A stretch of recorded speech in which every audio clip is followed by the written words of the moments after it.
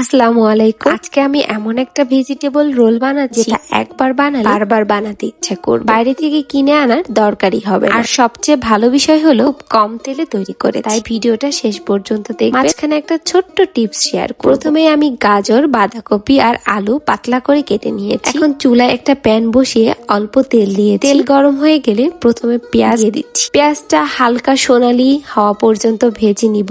এই ধাপটা কিন্তু খুবই গুরুত্বপূর্ণ, কারণ পেঁয়াজ ভালোভাবে ভাজা হলে রোলের স্বাদ অনেক বেড়ে। এবার একে একে দিয়ে দিচ্ছি গাজর, বাঁধাকপি আর আলু। সবকিছু ভালোভাবে নেড়ে মিশিয়ে নিই। দেখতেই পাচ্ছেন সবজিগুলোর রং কত সুন্দর লাগছে। এখন দিয়ে দিচ্ছি স্বাদ মতো লবণ, মরিচের গুঁড়া, আমার পছন্দের কিছু মশলা। আপনারা চাইলে নিজেদের পছন্দ মতো মশলা ব্যবহার করতে পারেন। এরপর সবকিছু ভালোভাবে মিশিয়ে মাঝারি আঁচে রান্না করছি। একটা বিষয় খেয়াল রাখবেন, সবজি যেন বেশি নরম না হয়ে যায়। একটু ক্রাঞ্চি থাকলে রোল খেতে বেশি ভালো লাগে। এই ছোট্ট টিপসটা মনে রাখবেন। দেখুন পুর কিন্তু একদম। এবার রুটির মধ্যে পরিমাণ মতো পুর দিয়ে সুন্দর করে রোল বানিয়ে নিই। সবগুলা রোল তৈরি হয়ে গেছে। এখন রোলগুলাকে ভেজে নেওয়ার পালা। আমি এয়ার ফ্রায়ারে করব, যার কারণে একদমই তেল লাগবে। মাশাআল্লাহ, দেখুন কি সুন্দর রং হয়েছে। বাইরে একদম হালকা ক্রিস্পি আর ভিতরে মজাদার সবজির পুর। টমেটো সস সঙ্গে খেতে স্বাদ কিন্তু আরো বেড়ে। আপনার বাসায় যদি গাজর, বাঁধাকপি, আলু থাকে তাহলে আজ এই রেসিপিটা ট্রাই করতে পারেন। ভিডিওটা যদি